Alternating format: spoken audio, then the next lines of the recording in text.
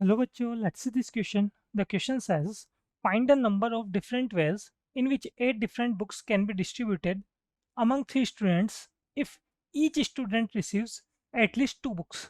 Clear? देखिए question में क्या बोला गया यहाँ पे हमें टोटल 8 डिफरेंट बुक्स हमारे पास है, ठीक है, जिसे हमें क्या करना है 3 स्टूडेंट्स में डिवाइड करना है, ठीक है, और साथ में सब स्टूडेंट के पास, ये ऐसा बोला हम, ईच स्टूडेंट के पास एटलीस्ट 2 बुक्स तो होनी चाहिए, ठीक है, मतलब सभी स्टूडेंट के पास कम से कम 2 बुक्स होनी चाहिए। क्लियर? तो सबसे पहले हम बात कर लेते हैं पर की कंसेप्ट की। की कंसेप्ट में हम देखने वाले हैं, अगर हमारे पास एन डिफरेंट थिंग्स हैं और उसमें से आर थिंग्स को अगर हम सेलेक्ट कर रहे हैं तो उसके नंबर ऑफ वेज, तो नंबर ऑफ वेज एनसीआर से डिनोट करते हैं, ठीक है, और इसका फॉर्मूला होता है हमारे पास N factorial upon R factorial into N minus R factorial, ठीक है।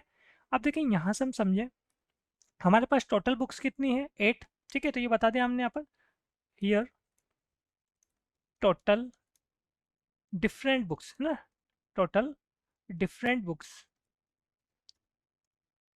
इक्वल टू 8, ठीक है। अब इनको हम किस किस तरीके से यहाँ पर डिस्ट्रीब्यूट कर सकते हैं, देखो 3 स्टूडेंट है और सभी के पास है ना, मतलब एटलीस्ट सभी स्टूडेंट के पास एटलीस्ट 2 बुक्स तो होनी चाहिए, ठीक है। तो यहाँ पे हमारे पास जो इनका डिवाइड करने के नंबर ऑफ वेज या डिवाइड करने के जो मेथड्स होंगे वो क्या क्या हो सकते हैं उन्हें हम केस से समझते हैं, ठीक है। तो सबसे पहले मैं यहाँ लेता हूँ केस फर्स्ट। क्लियर? ये लिया मैंने केस फर्स्ट। केस फर्स्ट में हमने जो बुक का डिवाइड किया है ना वो किस टाइप से किया देख लेते हैं। टोटल 8 बुक्स हमारे पास थी, तो एक स्टूडेंट को मैं दे रहा हूँ 2 बुक्स, ऐसे किसी सेकंड स्टूडेंट को हम दे रहे हैं 2 बुक्स, ठीक है। अब 4 बुक्स तो हम डिस्ट्रीब्यूट कर चुके हैं, रिमेनिंग कितनी है 4, तो उसको भी हम थर्ड स्टूडेंट को देंगे, तो थर्ड है हमारे पास 4 बुक्स। ये हमने यहाँ पे क्या किया है, डिवाइडेशन किया है, मतलब इस टाइप से मैं सेट बनाऊंगा 2 2 4 के। क्लियर? तो इस केस में हमारे पास जो नंबर ऑफ वेज होंगे वो कितने होंगे देख लेते हैं हम। नंबर ऑफ वेज बुक्स को डिस्ट्रीब्यूट करने के, देखो सिंपल क्या कर रहे हैं हम, सबसे पहले किसी भी एक स्टूडेंट को 2 बुक्स देंगे है ना, तो इसका मतलब 8 में से मैं 2 को सेलेक्ट करूं, तो अभी हमने की कंसेप्ट में देखा था एनसीआर क्या होता है, एन डिफरेंट थिंग्स में से आर थिंग्स को सेलेक्ट करने के नंबर ऑफ वेज, तो 8 में से 8 डिफरेंट बुक्स में से 2 बुक्स को सेलेक्ट करने के नंबर ऑफ वेज क्या होंगे 8C2। क्लियर? अब रिमेनिंग कितनी बुक्स है 6, 2 तो हमने यहाँ पे डिस्ट्रीब्यूट कर ही दी, ठीक है। अब रिमेनिंग कितनी है 6, तो 6 में से भी मैं 2 को सेलेक्ट कर रहा हूँ सेकंड स्टूडेंट के लिए, तो 6C2। अब मैंने 4 बुक्स तो यहाँ पे डिस्ट्रीब्यूट कर दी, अब रिमेनिंग कितनी है 4, 4 में से कितनी सेलेक्ट करनी है 4 ही सेलेक्ट करनी, ठीक है। अब ये तो बात हो गई जो आपके पास बुक्स है, उन बुक्स के आपने सेट बना लिए। अब देखो आप जब इनको डिस्ट्रीब्यूट कर रहे हो तो आपके पास टोटल स्टूडेंट कितने 3, और 3 स्टूडेंट में जब आप इसको डिस्ट्रीब्यूट करोगे तो आपके पास इन बुक्स के जो सेट आपने बनाए इनको डिस्ट्रीब्यूट करने के नंबर ऑफ वेज कितने होंगे। तो सिंपल सी बात है, 3 में से 3 को सेलेक्ट करना है ना, और उनके क्या कर रहे हैं हम यहाँ पर उनके अरेंजमेंट देख रहे हैं, तो इसका मतलब यहाँ हमारे पास ये आएगा 3 फैक्टोरियल, ठीक है। 3 स्टूडेंट है, उन 3 स्टूडेंट को अगर मैं 2 2 4 इस सेट्स में जो मेरे पास बुक है अगर उनको डिस्ट्रीब्यूट करूंगा तो 3 फैक्टोरियल मेथड रहेंगे मेरे पास, तो 3 फैक्टोरियल से मैंने यहाँ पर मल्टीप्लाई कर लिया, इसको सॉल्व कर लेते हैं। की कंसेप्ट में हमने फॉर्मूला देखा था, तो 8C2 सॉल्व होगा 8 factorial upon 2 factorial into 6 factorial, clear, into 6 factorial 2 factorial 4 factorial into 4 का फॉर्मूला अप्लाई करेंगे तो 4 फैक्टोरियल अपॉन में आएगा हमारे पास पहले आर फैक्टोरियल में 4 फैक्टोरियल देन 0 फैक्टोरियल, ठीक है, और साथ में आ जाएगा इंटू में 3। क्लियर? इसको यहाँ पर इजीली मैं सॉल्व कर सकता हूँ।